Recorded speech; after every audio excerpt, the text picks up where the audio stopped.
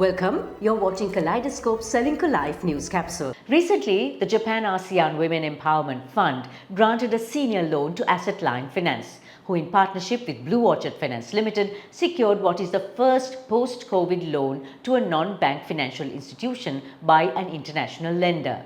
A significant step forward for women entrepreneurs in Sri Lanka and definitely a precursor for prosperous times ahead. Joining me in the studio is Amarasi Gunasekara, founding partner of Regiis Capital, who spearheaded the funding process.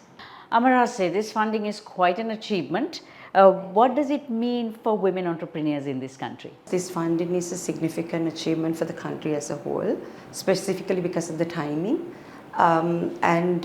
This kind of signifies how impact investors around the world will kind of endorse the empowering women, especially in Sri Lanka, in a time like this. The landmark transaction actually is because it is the first post-COVID funding that was given to a fresh NBFI, and that is quite significant compared to the funding track record that we've been having. What was your involvement in the whole process? So we act as the financial intermediary. That means that we would first cherry pick the right investment for the impact investor. Then we would also look at the prerequisite that the impact investor would look at, and we would hold hands in facilitating for the investor side in terms of legal, tax management, as well as coming into the country, and then we facilitate the borrower side in terms of learning the ropes, because fresh funding means a lot of just new standards and governance involved, so we have to walk them through till end-to-end the process. So getting this loan secured, what were the challenges you faced? It's actually quite a ride, because usually a transaction could finish in about 4 or 5 months if all boxes are ticked, but this is very unique because we were going through a presidential election and dissolved parliament and a general election and now a new government. So with all that in mind, having a global impact investor come into Sri Lanka with because Sri Lanka, the biggest challenge that we face is the sovereign grade rating is not there, so we are not in investment grade rating. So with a country like that, with a macro environment like this, so getting a foreign fund secured is quite a challenge.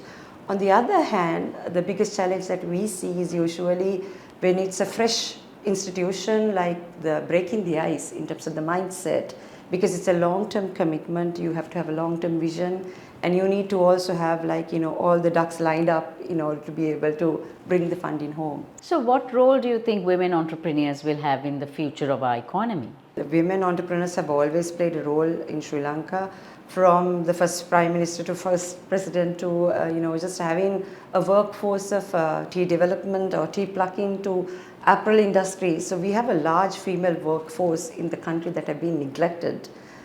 So now with the gender lens come into play and the gender equality come into play, I think we see from grassroots level entrepreneurs to boardroom level participation in female entrepreneurs.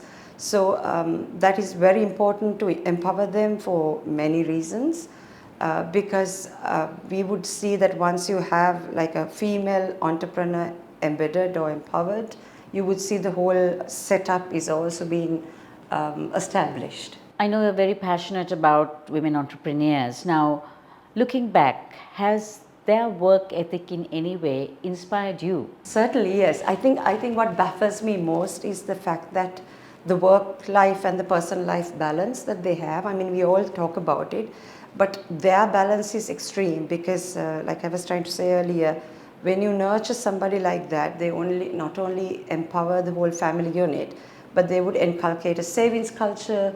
They would nurture the education of the children. So they would see that not only 3 meals are put on the table, but like the whole living standards and financial inclusion and a holistic approach is nurtured. So that balance, and while earning from that cottage industries, really baffled me. Amarasi, what's next for you? Where are you taking your negotiation talents from here? We have done quite a few transactions in the financial space in Sri Lanka.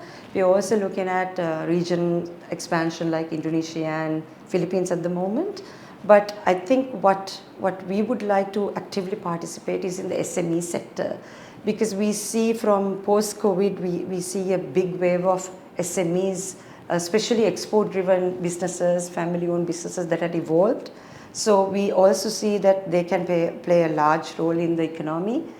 We would really like to get into the mainstream SME sector with the impact investors on board.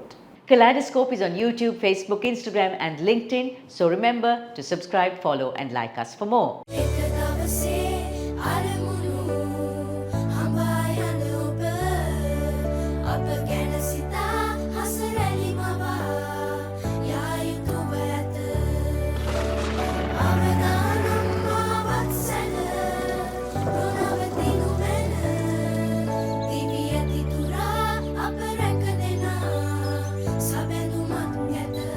You focus on your goals. We will take care of the risks. Srilanka Life.